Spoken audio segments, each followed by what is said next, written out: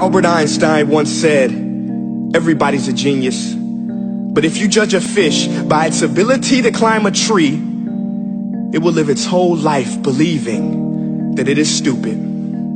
Ladies and gentlemen of the jury, today on trial we have modern day schooling. Glad you could come. Not only does he make fish climb trees, but also makes them climb down and do a 10-mile run. Tell me, school, are you proud of the things you've done? Turning millions of people into robots, do you find that fun? Do you realize how many kids relate to that fish? Swimming upstream in class, never finding their gifts, thinking they are stupid, believing they are useless?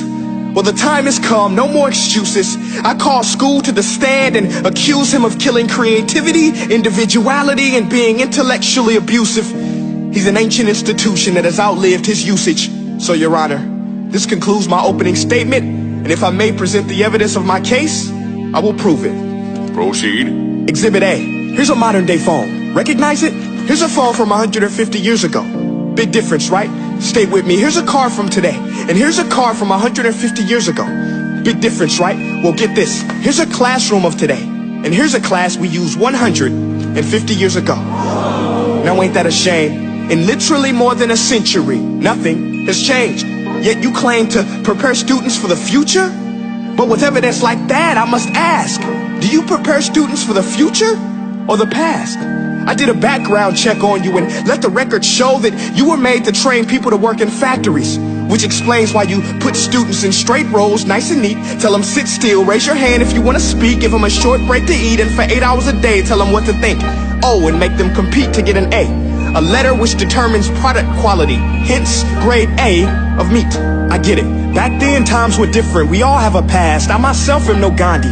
But today, we don't need to make robots zombies. The world has progressed. And now we need people who think creatively, innovatively, critically, independently, with the ability to connect. See, every scientist will tell you that no two brains are the same.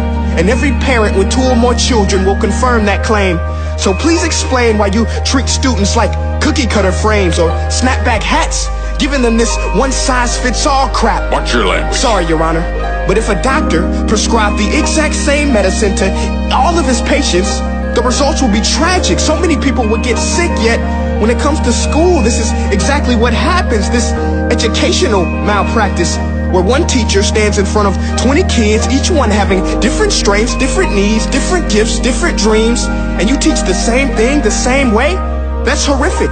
Ladies and gentlemen, the defendant should not be acquitted. This may be one of the worst criminal offenses ever to be committed. And let's mention the way you treat your employees. Objection. Overruled. I want to hear this. It's a shame.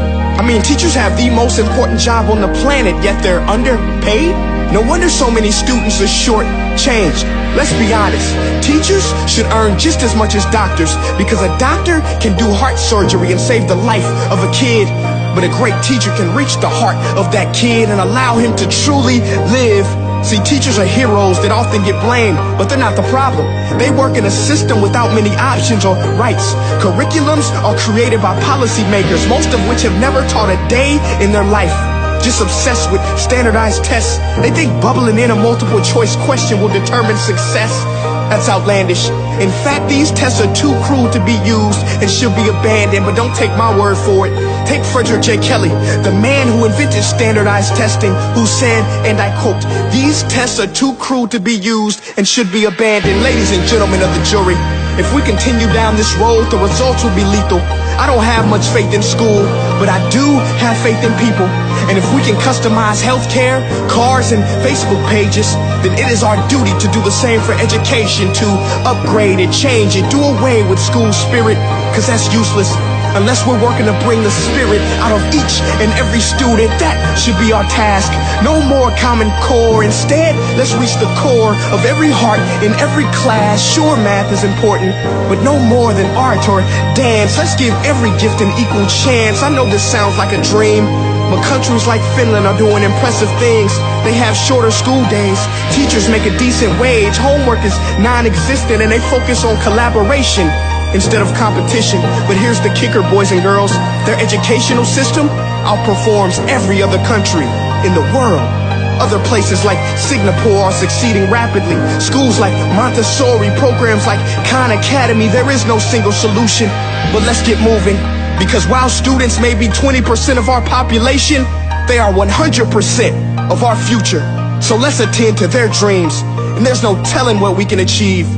This is a world in which I believe, a world where fish are no longer forced to climb trees. I'll rest my case.